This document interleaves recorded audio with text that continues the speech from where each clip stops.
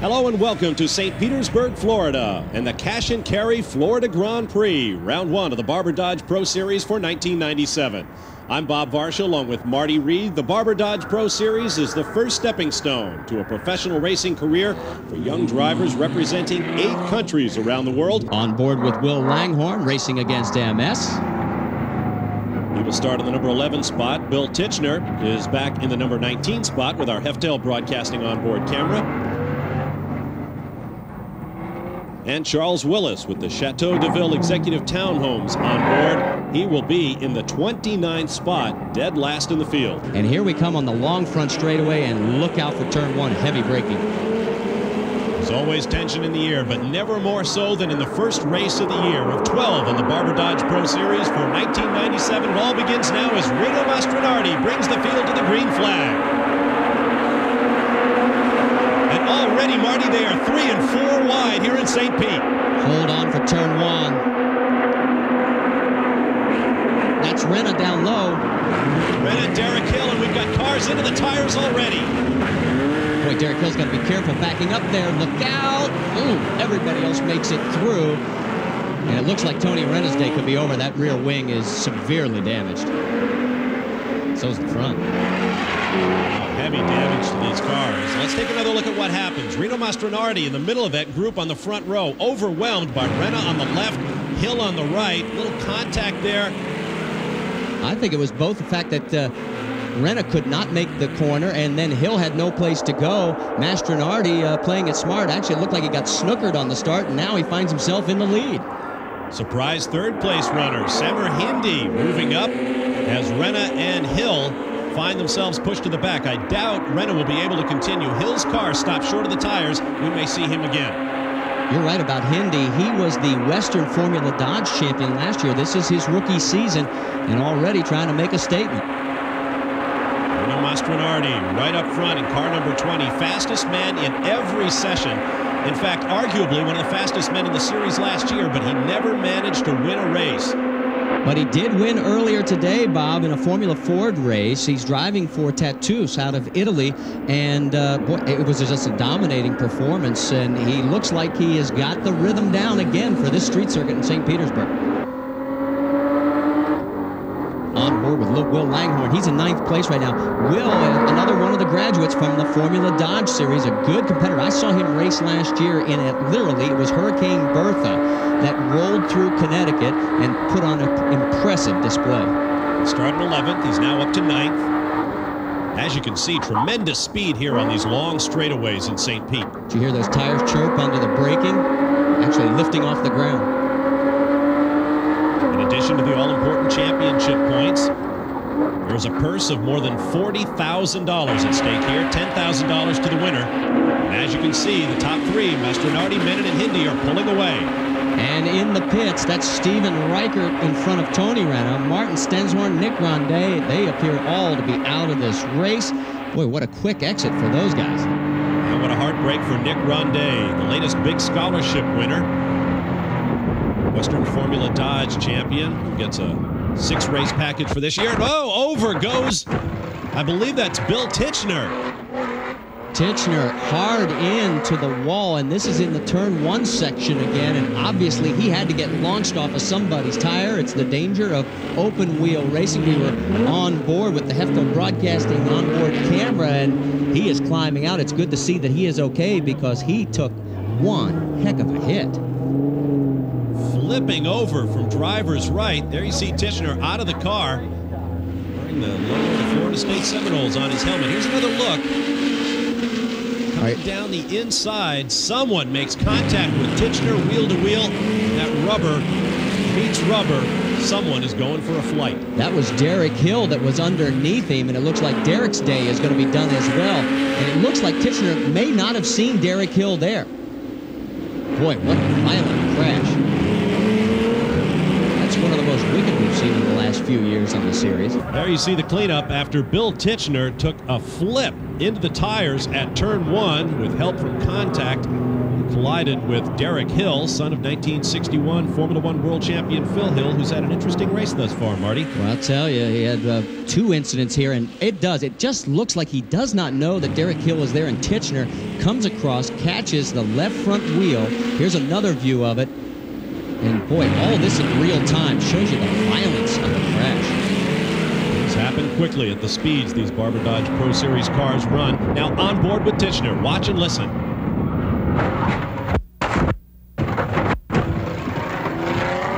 And the only thing that's still running is the camera. I was going to say, talk about the integrity of the chassis. That's a pretty stout onboard camera. Well, we should be getting the green flag this time by. Mastronardi is still in front. We almost forgot about him in all this excitement. Rino Mastronardi, as the green flag waves, brings the field down. G.J. Mennen Jr. second, Samer Hindi third, followed by Andy Voss and Jarle Gosland of Norway in his rookie season. Here's where all the action has been taking place. Looks like everybody got the message. Turn 1 safely this time. One of the things that every driver had to worry about here for the street circuit here in St. Petersburg, very flat, but predominantly right-hand turns. So if you have the car set up where you develop a push in that right-hand corner, you're in big trouble. Straight circuits are always a unique challenge for racing drivers, seasoned professional or aspiring driver alike, because those concrete walls are right there and they do not move easily. If you touch them, your race is likely to be over. Well, I see a new confidence in Mastronardi that we hadn't seen last year. That victory earlier today in the Formula Ford race obviously did some good, but he has been working at it and driving very aggressively right now. Now Victor Gonzalez has moved up into the number 5 spot, demoting the Norwegian Gosland.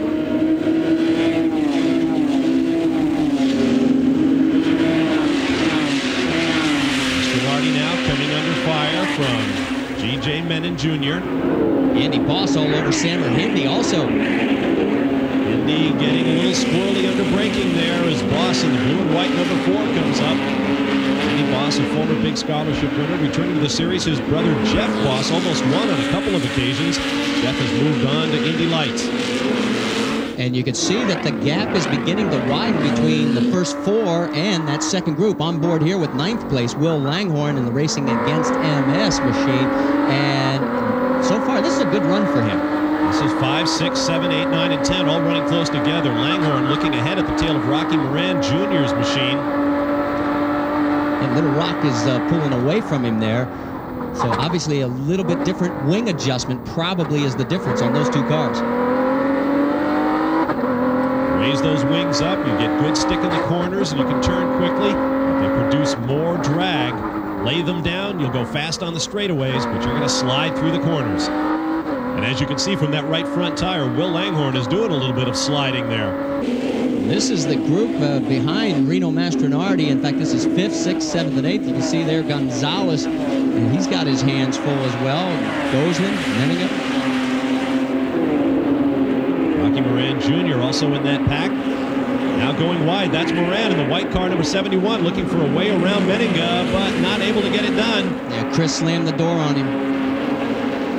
Jarle Gosland there, the Norwegian, in the blue number 16, holding his own, trying to keep Moran behind him. And while these guys are taking all different types of lines, it's allowing that lead group to stretch out just a little bit more. Menninga got around Gosland for 6th place. Number 7 is Will Langhorne, followed by Jared Boone in the number 12. Yeah, and Boone's trying to reel in Langhorne. Look at the bounce. Moving around in those suspensions. When we were on the onboard, you remember hearing the tires chirp under braking. Now you understand why. Passing going on here. That's Matt Fowler going underneath Charles Willis, dropping Willis, carrying the Chateau de Ville Executive Townhomes onboard camera back to 22nd spot. And Charles has got a lot of catching up to do. In fact, it's even one position more. That's Patsy DiFilippo going around. He's now 23rd. He's had a long layoff from this type of competition, and it's showing. In case you're wondering, Patsy DiFilippo is a man. A common nickname among Italian Americans. Here's our lead 4. That is still basically the same. Mastronardi, Menning, Hindi, and Andy Voss in lockstep. And boy, look at the margin now. Whoa, it looks like the 5th place, though. Victor Gonzalez has managed to come within a little bit more striking distance. But there you see the 16 of Gosselin. Gosselin running with Chris Menninga, Rocky Moran Jr., and Will Langhorne. Rito Mastronardi now opening up a lead. Mastronardi, as I mentioned, fastest man in every session, and qualified, the only man to qualify in the 108 bracket. He actually sat out the last qualifying session because originally the track was very wet. He thought no one would end up beating his time. It miraculously dried out, became a dry session. He decided to still sit it out, and Derek Hill almost took the pole from him. As did Tony Renna. It was very close. And afterward, Mastronardi said, "I'll never do that again." And now you understand why, as you look at these guys, it's so difficult to pass. These cars are so evenly matched, and you, there you go. Andy Voss still trying to take away 3rd place from Samir Hindi.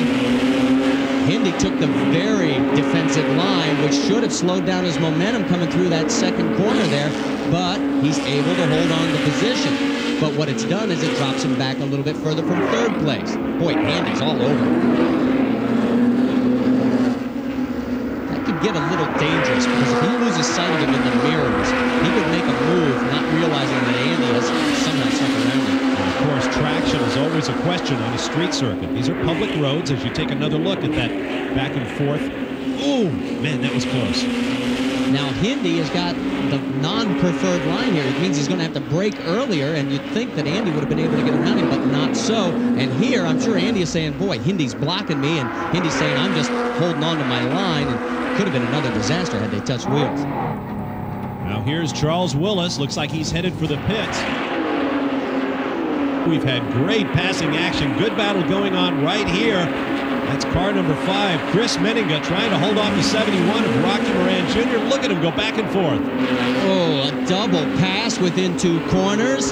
Some great racing. Trust between 2 guys, and here we go right back again. That's the point, Marty. Trust between 2 drivers. You have to know the guy you're racing with, what he's capable of, whether or not he'll leave you a piece of road to race on. Now, both Chris and Rocky raced the series last year, and they know each other well. And you just sort of have to sit back and enjoy that. That was 3 great passes. Coming up from behind, Jared Boone has worked his way into the top 10. He runs 9th. Will Langhorne back in 10th. And they're right there watching all that in case someone does make a mistake. And it's amazing how quickly those 2 dicing together allowed those 2 behind them, Boone and Langhorne, to just reel them right back in. We're getting to that stage of the race now, Bob, where tire wear could become a factor. Remember, everybody's on the same Goodyear tires. And here goes Menninga again, looking on the inside. I think he's got it. Drag race to that right-hander. Tires and brakes are now going to become the factor. Whoa, he almost pinched him to the wall. This time, unfortunately for Rocky Moran Jr., not able to make the double pass, and it looks like Menninga is going to hold the position this time through. Rocky Moran Jr. in that number 71, classic example of the Barber Dodge Pro Series driver. Just 17 years old. Drove the series last year. He and Menninga both in their 2nd seasons. Obviously very comfortable in these cars, despite the fact that it's a new Dodge engine that they're racing with this year. I cannot get over the number of bumps on that straightaway and the way the guys have to handle the cars, because one extra twitch when you're not expecting it, you could be in the wall. Now look at them stacking up behind Jared Boone behind as this battle. Look at Moran right up on the gearbox of Menninga. Great stuff. He's trying to get a run on him, and Chris is doing a great job of maintaining momentum. He's not taking a defensive line. He's taking the fast way through. You can see the gap back here. There goes the 16 of Gosselin, and here comes Menninga. Look at the scramble behind. Chris Menninga, just 21 years of age. Oh, we got straight on. That's Will Langhorne. And Will has had his first lesson in possible brake fade in a Barber Dodge Pro car. Managed to keep it off the tires in the runoff area. Let's take another look at what happens. Clear track in front of him. He goes to the outside to take up his line. Oh, he's lost the front left portion of that front wing, so it may not be brakes, it may be downforce. The front end just won't stick for him. Could have been a combination of that plus the aggressiveness that I noticed back when I saw him racing at Lime Rock Park.